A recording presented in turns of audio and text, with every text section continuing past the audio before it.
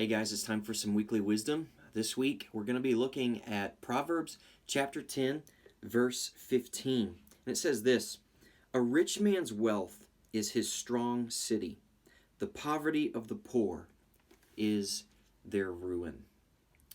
If you've ever bought a car, or you will soon be buying a car, part of the process of going to purchase a car is going to look at it, to inspect it. And when you do that, you're going to look at various different aspects of that vehicle. You're going to be looking at things like the interior.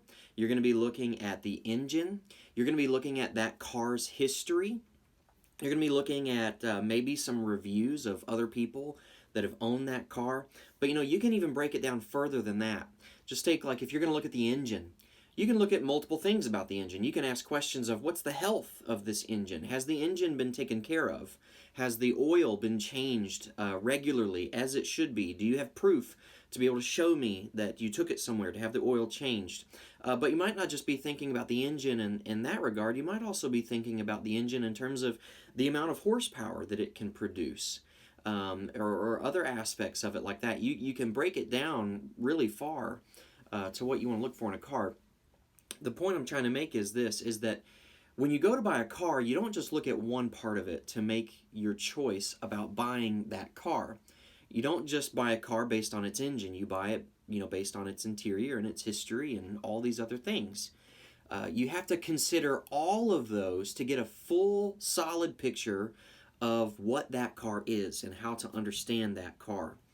In the same way, Proverbs do that with a variety of subjects. And one of the subjects that Proverbs displays that kind of concept very well is when it talks about things like wealth and poverty.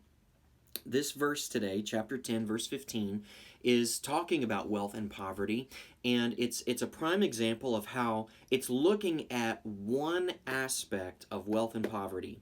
But there are other places in Proverbs that look at different aspects of wealth and poverty. That's important to say at the front end, and I'm saying it because we normally think of the Bible as saying negative things about the wealthy and about the rich. And that's true. It does say negative things about wealth and riches and luxury. It does have negative things to say. It does have strong warnings against those who pursue riches with their life. But places also, like here in Proverbs, they speak of wealth as if it's a positive thing. And so we're just looking at this one aspect. Next week, we're going to take a look at the other side to try to see the balanced approach. But here in this proverb, I'll read it again. It says, "A rich man's wealth is his strong city." It's giving the idea that a city in ancient times, a city was the only place where you could have real safety against robbers or foreign invaders. You go into a city with high walls, strong gates, where if a foreign enemy comes against those, if you have strong walls, it creates safety. It's a defense mechanism to keep you safe, to keep you secure. And that's the way that wealth is being commended here. It's talking about in a positive way, saying that, look, wealth is a good thing because it defends you from the enemy. It defends you from calamities that might happen. It keeps you safe in times of struggle and hardship. On the other hand, it says of poverty that the poverty of the poor is their ruin. In other words, the fact that this person is poor just leads to more poverty. It just leads to more pain and more hardship and more struggle in life. Kind of the idea is that the poor's condition, their condition of being poor, only leads to more poverty. The idea that there is no defense mechanism for them. There is no help for them. They don't have the strong city walls that defends them from attack. And so they're open to attack because they're defenseless. And they often come to ruin because they have no mechanism to weather attacks of life that are just natural and normal. The principle here is this, is that having wealth is a good thing in that it is a defensive measure against life's troubles. It's a defensive measure against life troubles. I'm not talking about wealth, and I don't think the idea that the writer of this proverb has of wealth in mind is the kind of wealth that we sometimes think of. when I say wealth, you might think of somebody like Bill Gates or Jeff Bezos or somebody who's made a ton of money, some musician or even a YouTube star that's made their channel on YouTube and made a ton of money by doing that. And these are people who just live lives of luxury. I'm not saying anything personally about those people, but we normally think of luxury and super nice things, a garage full of cars, nice jewelry, and we really connect it with material possessions. I think wealth in terms of this is not talking about living a life of luxury as much as it is talking about you have a reserve of savings that is a defensive mechanism. It's a safety net for you. I think that is what's being commended here, not necessarily people living in luxury. The question, though, is why is wealth a strong city to the rich?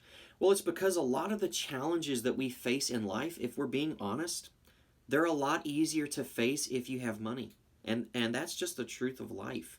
Especially, they're made especially easier to face if they are surprises to you. If you didn't know they were coming, it's easier to deal with those problems in life when you have something saved up to deal with that. And the reason that's a concept of wealth is because, let me tell you, the vast majority of the world does not have a concept of savings. Many Americans don't have a concept of savings. But that's what's being commended here. If you want to think about it like this is exactly the concept that Joseph did in Genesis when he was in Egypt talking to Pharaoh and said, listen, you're going to have 7 years of plenty followed by 7 years of famine.